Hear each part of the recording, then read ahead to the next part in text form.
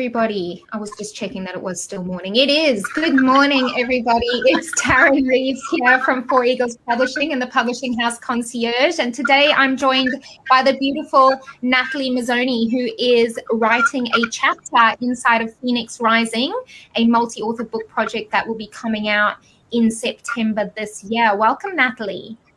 Thank you. Thank you for having me.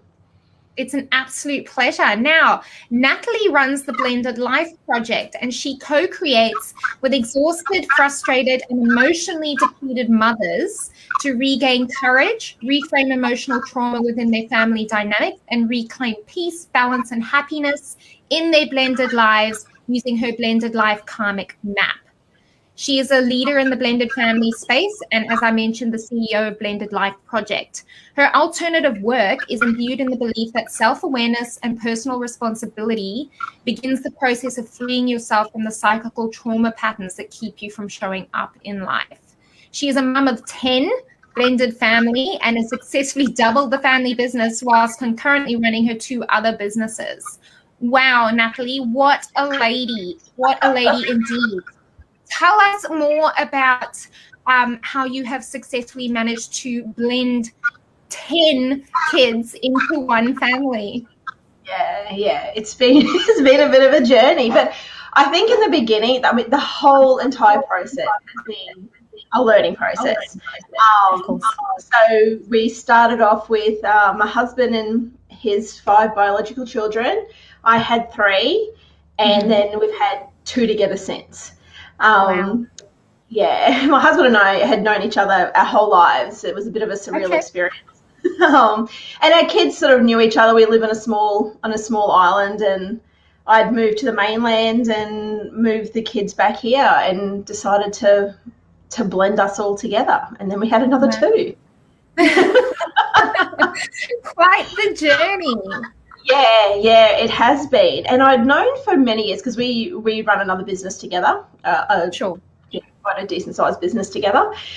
And I'd known for a long time that it wasn't really fulfilling. It wasn't sort of I knew I wanted to be in business, but I just didn't really know. I just knew that this one wasn't for me. So I started sort of like going back down into my spiritual path after all of the challenges that we had been going through. It just took a real toll on my health, physically, emotionally, spiritually, mentally, like just the whole lot. And it was probably a good maybe 3 years into it where I was just sort of gone, like, there's literally nothing I can do here. Like it was more about going within and trying to find that strength within rather than constantly trying to manipulate situations on the outside. And so once I started back onto my spiritual journey, and I had been quite spiritual my whole life, especially like when I was really young and in the teen years. And then I kind of brought myself back to that and started to see, reach out and see different people for different things, like past life regression and all those sorts of things, and just try to work things out on the outside, on the bigger picture. Spent a bit of time doing that, and then I just sort of realized at the end of all of that, even that everything, I had to go within to change my perspective and my expectations, and really bring myself back to the things I wanted for myself and in my life.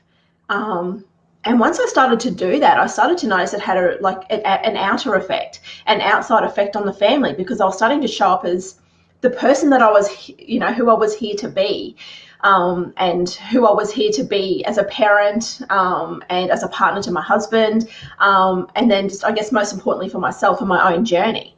And once I started to come back to that point, I realized it just had a flow-on effect to everybody else, and very much allowed, I guess, the children and even my husband to start showing up as themselves.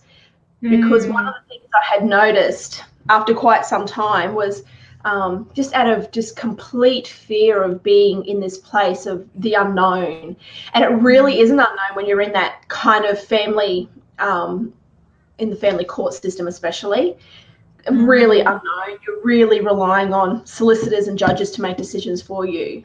And that's just all based on paperwork, Do you know what I mean? Like, they're not living your life. They're not there every day actually seeing what's going on. And so you're really like leaving all of these decisions and your family and all of that up to these people that you don't even know to decide things for you.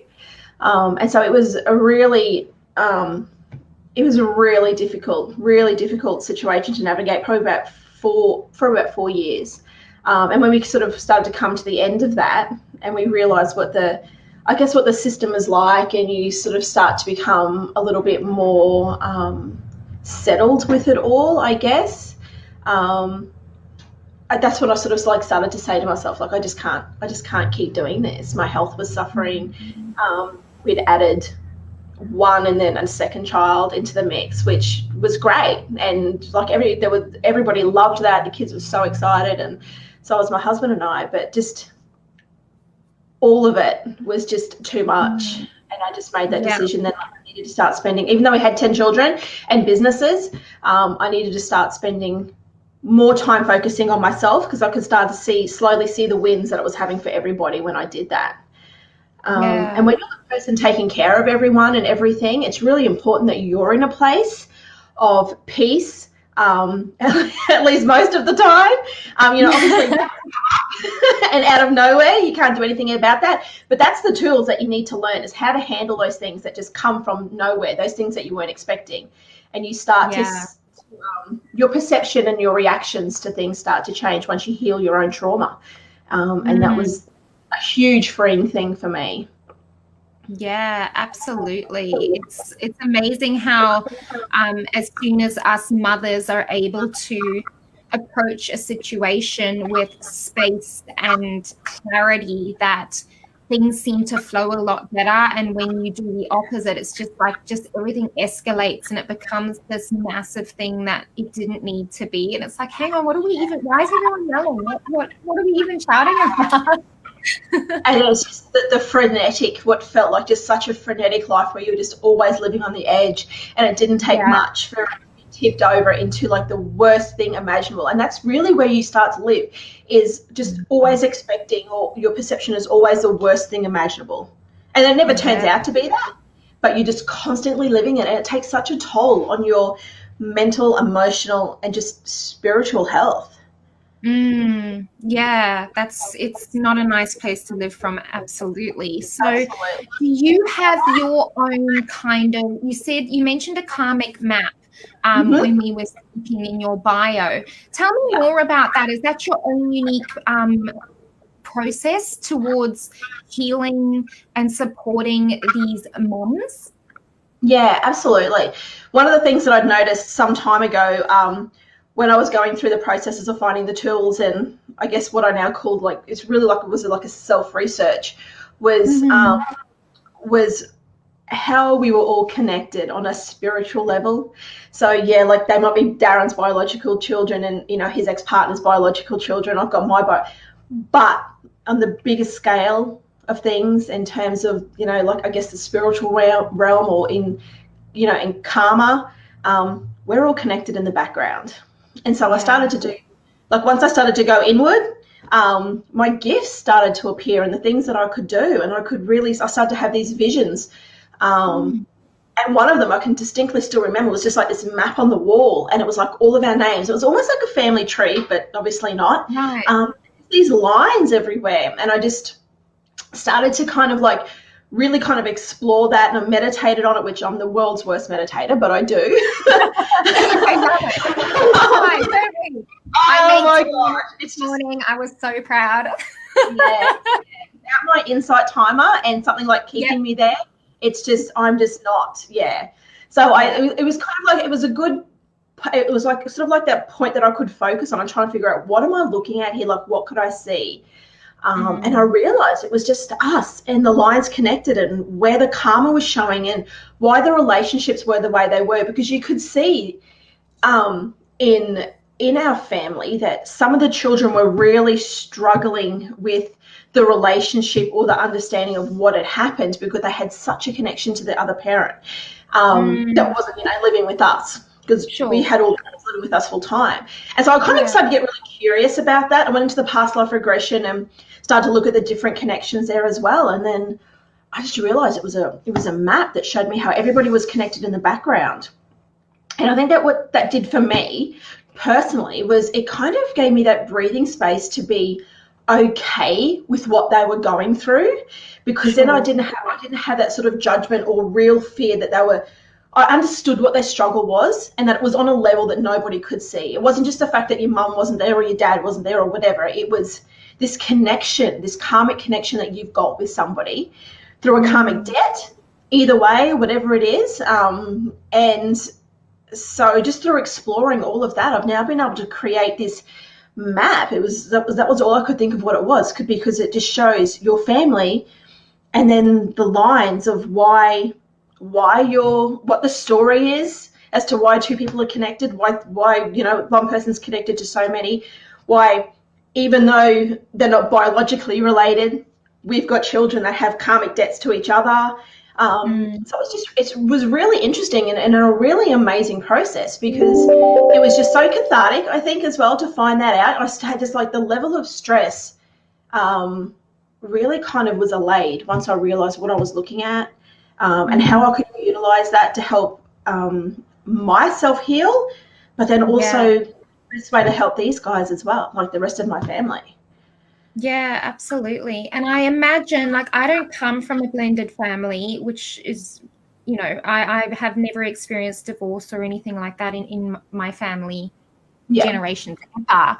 But I know people who do, and I'm close with people who have had that. And I can imagine that it's quite hard for the other person, like whether it's the mum coming into, the dad already has kids, that it could be very easy to take it on a personal level, like I'm doing something wrong, they don't like me, and then this whole personal fear and insecurity comes up.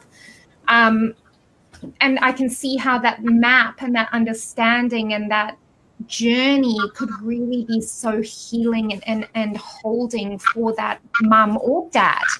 Yeah, absolutely. And it was very much for me with one of the particular children who was really connected, or is really connected to their mum. And once I understood what that was and what their karma was between each other, it was just like, that's when I started to really understand the concept of personal responsibility and self-awareness in this whole entire journey as well. And they're the two, I guess, foundation pieces that I go through with people, because it's really important to understand that. And then, like, when you start saying, it's not a personal thing, it's like, it was, I was then able to really enjoy the relationship that I had or was forming, rather than be coming from this place of fear that, and you live in this place of fear very early on, depending on what stage, I guess, people are at as well. Sometimes people have already been through the court system when they meet their new partner and the children and all of that. Some people are just starting out like we were. My partner and that, that part of his journey was only just beginning. And so I saw all of that through with him. But yeah, like you really are able to step back and then enjoy that relationship and see the person for who they were or who they are, who they're growing into, and really support that. And one of the other things that really helped with my, I guess, understanding and self-research was when I went off to learn numerology, and that was probably about 6 or 7 years ago now. Yes, I'm a numerologist as well. So combined with the karma and the numerology. So I guess the karmic map is kind of like the past coming into the present, and the numerology is looking forward and what type of person or what journey they're on, in this lifetime. And your numbers, like, always reveal those, traits and challenges, life challenges and karmic numbers and all of those sorts of things. But once I realized the numerology as well, I was able to very much see and understand why my husband was the way he was, why the children were the way they were, how they learnt at school, their interests, like everything just sort of like fell into place. Like this massive puzzle just all came together. And it allowed me as a parent to really nurture the children, because we have 10. They're all very different.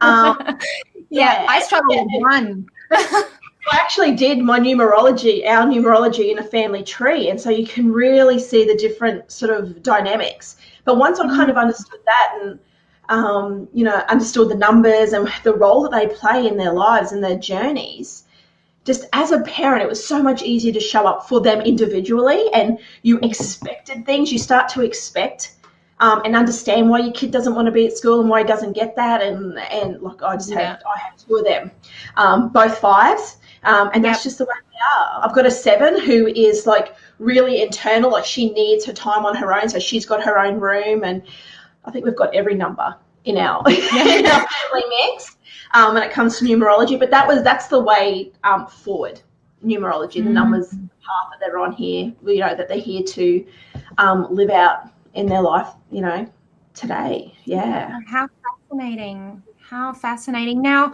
you do have a chapter coming out inside Phoenix Rising. Did you want to give us a little bit of a taste tester about what you spoke about in that chapter? Well, I think I may have channeled most of it because I don't really remember. I do remember. I love it. Yeah. I do remember thinking to myself, like because I've always wanted to write a book about the journey. I always kind of like, times would get tough and it'd be all too much and I'd try to give up the business, and then I'd wake up the next morning with a download. I'd be like, oh, here we go again, idea. So I'd be up and at it again. And so I do remember like writing the book and going, I don't know if I have 3,000 words. Like, I don't know if I have 3,000 words to a chapter. And I've kind of got to the end going, oh my gosh, I could write like a 20,000 word book here. Like, I have so much to offer to you and to share.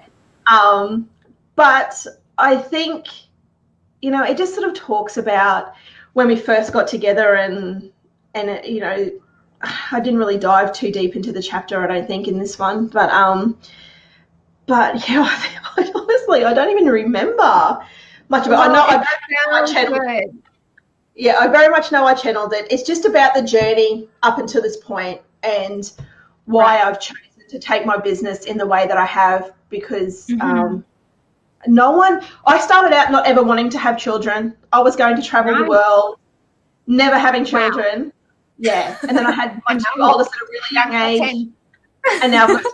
So if there's not a story in that for me, or a lesson from the universe in that for me, then, you know, sounds amazing. I can't wait to read it. Now, why did you choose to write it inside of Phoenix Rising, or choose to write it with me and 4 Eagles Publishing? Was there a specific pull that called to you? Yeah, I think to begin with, like, I was really sort of apprehensive again, because I'm thinking, like, it's a really vulnerable story, and I know all of our stories are, and I wanted to be really mindful because I have still really young children into young adults, and I don't want to share too much of a story that should come from them. So I kind of, you know, was a bit apprehensive to begin with, but I loved the opportunity because it allowed me to test the waters to see if I did want to write, and also be part of I love the whole story of, you know, just rising from the ashes, like just going through a tumultuous time in your life, and the things the things that you've done and how you've self-researched to, you know, find the tools, or how the universe has unfolded for you to allow you to just, like, you know, bloom into just, you know, such an amazing life that we're all living now for ourselves.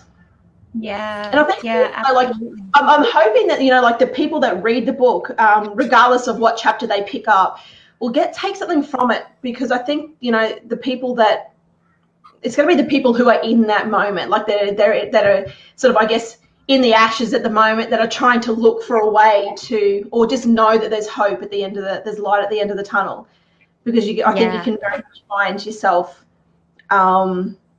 feeling like you're drowning. Waking up every morning just trying to breathe and keep your head above the water, and just function, whether it's for yourself, your family, whatever it is. So I think this will be a really good book that'll provide that for people. So I'm really happy that I've said yes, and I'm going to be part of it. Yeah, and we are so happy that you've been a part of our community as well, because each one of the women in these books are just so amazing and so inspiring. And it is, this particular book is that inspirational kind of reaching out and going, you're not alone. Yeah, other people have through something similar, and there is light at the end of the tunnel. Keep going. Because without that that connection and that community, it can feel really isolating and dark beneath the ashes. But, you know, I want this book to kind of pierce through the pile of ash like a ray of sunlight, and touch their heart and, you know, give them that little, virtual hug that can encourage them to find their inner spark to reignite and, you know, burst forth in all their glory into the next version of themselves. So thank you so much, Natalie. I can't wait to read your chapter, and I'm sure everybody listening can't either. Now, our next multi-author book project is coming out, and Natalie is actually writing in that one too. And it is called Corporate Dropouts, From Employee to Entrepreneur. Meet the entrepreneurs who took the leap and soared. So if you have ever been stuck in the 9-to-5 and you've decided this life is not for me, I am pressing the eject button, then please reach out to me via messenger or comment on this thread, and we'll be in touch to discuss the possibility of you becoming a best-selling author with us inside Corporate Dropouts. Thank you so much, Natalie. I hope you have a wonderful day, and Phoenix Rising is coming out in September. Thank you. Thank you so much. Have a wonderful day. You too. Bye. Bye.